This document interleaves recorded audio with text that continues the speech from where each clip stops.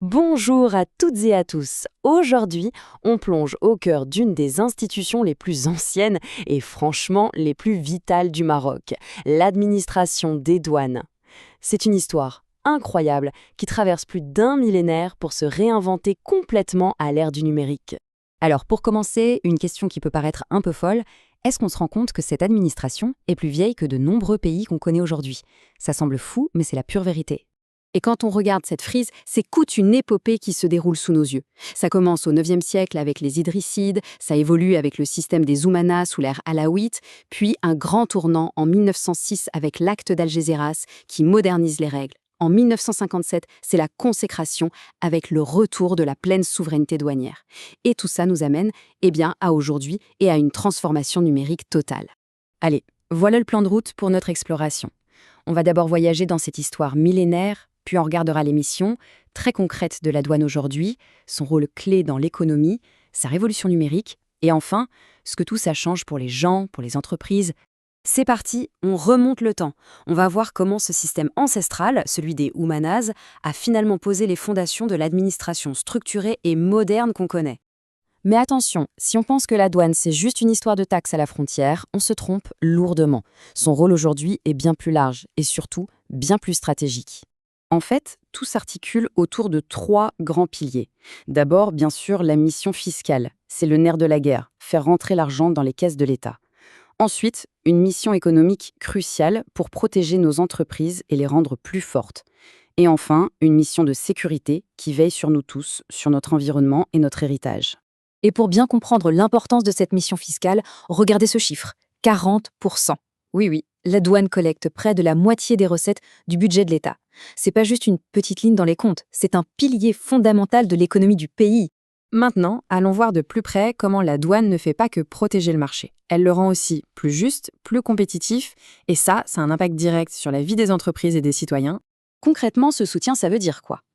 Ça veut dire accompagner les entreprises qui veulent se lancer à l'international. Ça veut dire lutter sans relâche contre la fraude, la contrefaçon, tout ce qui fausse la concurrence. Et au final, ça veut dire créer un climat de confiance qui attire les investissements. Et cette mission de sécurité, c'est vraiment un bouclier pour nous tous. Elle protège notre santé en bloquant les produits dangereux ou les stupéfiants. Elle protège notre planète en surveillant les déchets toxiques. Elle protège notre histoire en luttant contre le trafic d'œuvres d'art. Et elle nous protège contre des crimes comme le blanchiment d'argent. Le champ d'action est immense. Forcément, avec la mondialisation, le rythme qui s'accélère, il fallait s'adapter.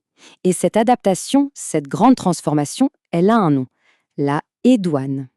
Et attention, cette transformation, ce n'est pas de l'improvisation, non. C'est une stratégie bien pensée en 3 temps. D'abord, on simplifie tout l'informatique qui était devenu trop complexe. Ensuite, on modernise les machines, les réseaux pour que ça tienne la route. Et l'objectif final, le voilà, une gestion 100% numérique, plus rapide, plus sûre. Alors, dans la pratique, ça donne quoi? On a 2 outils principaux qui sont devenus incontournables. D'un côté, il y a Bader, c'est le moteur, la machine qui fait tourner toutes les opérations de dédouanement en ligne. Et de l'autre, Diwanti. Ça, c'est le tableau de bord, l'interface qui permet aux entreprises de suivre en direct tout ce qui se passe. Parce que toute cette technologie, au final, elle n'a qu'un seul but, rendre service, offrir des solutions qui simplifient la vie, que ce soit pour un particulier ou pour une grande entreprise. Et là, on a un exemple parfait de ce que ça change dans la vie des gens. Pour les Marocains résidant à l'étranger qui prennent leur retraite et rentrent au pays, il y a cet abattement de 90% sur les droits de douane pour leur voiture. C'est un avantage énorme, très concret. C'est le genre de mesure qui aide vraiment. Et cette idée d'accessibilité, elle est vraiment au cœur du système. Avant, c'était compliqué. Maintenant, on a des outils simples. Un simulateur pour calculer les taxes d'un véhicule sans surprise, le portail Adil, une vraie mine d'or pour connaître toutes les règles, et bien sûr, on peut payer en ligne.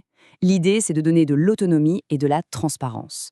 Cette phrase, elle résume à elle seule toute la philosophie derrière cette modernisation. L'objectif est double. D'un côté, rendre les choses plus fluides pour que l'économie tourne mieux, et de l'autre, tout sécuriser pour protéger la société. C'est cet équilibre qui est recherché en permanence. Voilà comment une institution de 1200 ans a non seulement survécu, mais s'est complètement réinventée pour le XXIe siècle. Mais le monde, lui, ne s'arrête jamais de tourner. Ce qui nous amène à une dernière question. Dans ce monde ultra connecté, où les données circulent aussi vite que les marchandises, quel sera le prochain grand défi, la prochaine frontière à franchir pour la douane? La question reste ouverte.